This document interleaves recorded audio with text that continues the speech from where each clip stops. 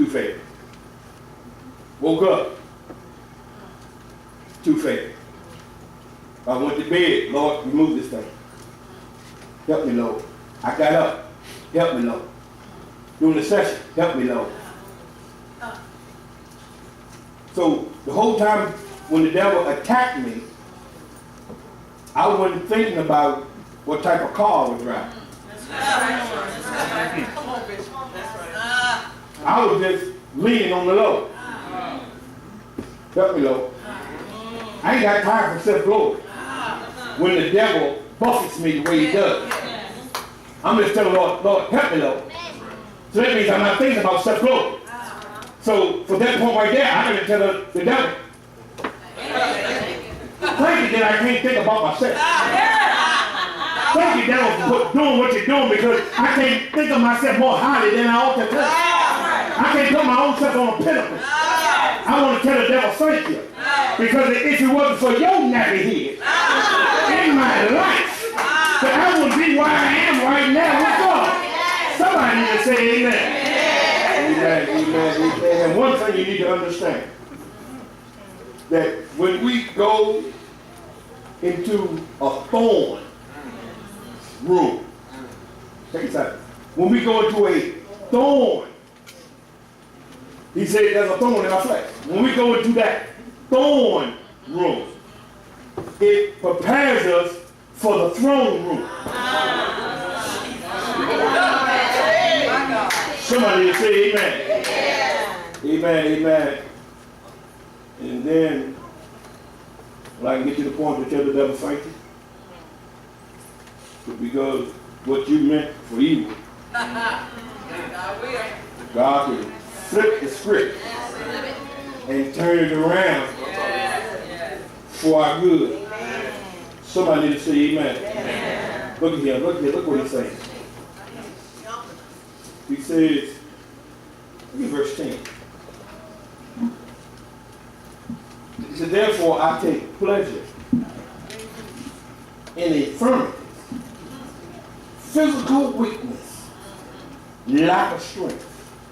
Y'all see that? And reproaches. When folks blame you for something that you ain't got nothing to do with. When folks are looking at fault in you. When you wasn't nowhere to be found when fault even took place. Let's talk about reproaches. And necessities. Unavoidable need. I need to have lights. I need to have gas in my car to go to work to keep my lights on. So it's an unavoidable need that I need to have certain things. I need to have air to breathe. Necessities. Then it said persecution. To trouble persistently. Oppressive treatment. That's what the devil does to us. He troubles us persistently. He oppresses us all the time. Then he talk about distress. Distress is great pain, anxiety, or even sorrow. It's a state of extreme necessity. But look what Paul said. He said, even the last part of verse 9, most gladly, therefore will I rather glory in my infirmity, that the power of Christ may rest upon me. Amen. The latter part of verse 10. For when I am weak, then am I strong. When you realize when you're going through the stuff that you're going through, and you know that it was the devil that did it, if you find yourself getting to the point that you just steady fighting it and not turning it over to God, now your distress is bigger. your persecution is more.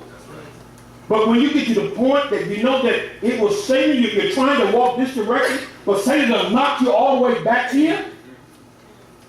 Before I even go to that direction, I have to lean on God. That it lets me know that, okay, if he hadn't knocked me here, maybe I wouldn't have prayed like I've been praying. Maybe I want to keep on pushing myself to church when I feel like I don't want to go. But if the devil is causing you to come to church, tell him thank you. If the devil is causing you to lay on your knees a little bit longer before you go to bed, tell the devil thank you. If it hadn't been for God on my side, I never could tell the devil thank you. But flipping the script on the devil. Amen, amen, amen. I don't know who this is for, but this is for somebody that's been going through stuff. And you know how we always say, well, the devil made me do it, the devil is in my house, the devil is this, and the devil is that. Guess what? You have said correctly. But if you don't put your boxing gloves on, he's going to knock you out. But you got to get to the point in your life. There's going to be time out for whimpering, for pity parties. Pity parties are designed for folk that don't know how to fight. That's what pity parties are for. If you start talking to somebody on the phone and you know they're starting to stir up a pity party, you know in your mind, oh, they don't know how to fight. I'm here to tell somebody today, God's about ready to break something loose in your life. Somebody need to say amen. Amen. Amen. I learned something. In the conference. I started looking over my book. My wife purchased for me. You know, our conference preacher was T.D. Jackson. He's promoting his bestseller book that's out there called Instincts. I just started skimming through it a little bit. So I really settled down and started reading. But he shared an excerpt, which was Jeff Hewett. He said that he went and observed a lion in a cage. So let's know he must went to a zoo or somewhere. And he said he noticed that they would tell you, I mean, you know, sometimes the guys would tell you this lion was born here. So all the lion really knows is the environment of the zoo, the cage that he's confined in. So he said what they do, they put a little pan of water on this side of the cage. And then they go on the other side of the cage and put a pan of food. So only surroundings that the lion knows is the cage. That's right. But the tamer is always mindful when he's got to open up the cage. It would seem that because all the lion knows that was born in the cage is inside of the cage. But because the lion has his own instinct, that he realized that if I can get out, if that gate opens wide enough, there's something bigger and better for me than what's in this cage. Y'all need to catch this up. So that's why if you even look at movies, and I took notes when he said it got in my spirit in the movies that if you ever see a lion, if you go to the zoo, you see a lion at times he's resting. But most of the time,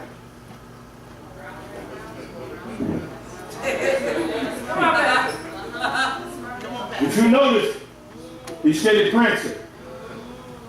Because there's an instinct kicking in. Yeah. To say that there's something better. than where I am. I got food here, and I got water. I got all of my nourishment that I need, but he keeps preaching.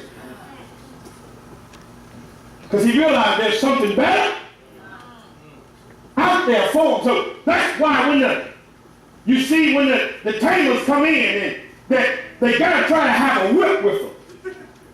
And they take the whip to try to keep them in the spot that they're in. If you know, even when they're training them, they pick up a little chair and have a whip, try to keep them under control.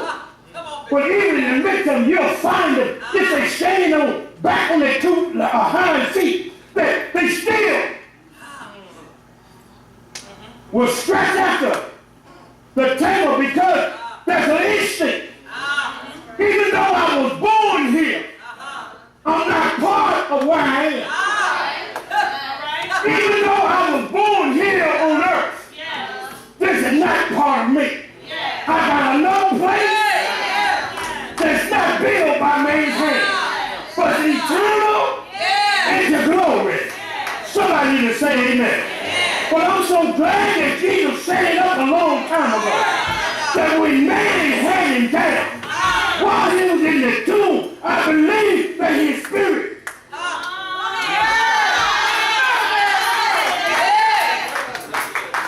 they took time out of one night, went down into the pit of hell, and took the keys out of it, took the sting of death, took the keys from hell, and while he was still prancing. The devil was saying, I got him. Greene, don't you worry about it. He's dead, and he's buried. Somebody need to say amen. And while he was still prancing, on the second day, oh my God, I feel like a hoop coming on here. And when he got to the third day, and I believed in my heart that death had a conversation with old Mr. Greene himself. And said, Mr. Greene, do you have it? He said, well, Brother Death, I had it on Friday night. He was prancing around, but I realized I still had it. On the second day on Saturday, he still was prancing around. He was moving around, but I realized I still had it. But when it got close to midnight, something started to happen that never happened to me before. That something started shaking on the inside. And I realized that, well, I can not only keep my eye on it, but now I got to lay on it. I'm going to make sure he's going to stay here. Because the forefathers said that he said he will give up his life, but he will get up on the third day. And I realized that the third day was about to come. So I laid down on it. And the more I laid on it, the more he pranced. And then when the third day morning came, he got up with all power in his hand. We got the final victory. That's why we can tell the devil, thank you for all that mess you can put in my life. Tell that old knucklehead boy, thank you for trying to ruin my life. If you ain't trying to ruin my life, I won't be as close to God that I am right now. Tell that little young girl with that pretty skirt, thank you for breaking my heart. If you hang me for you breaking my heart, I wouldn't know how to live for God.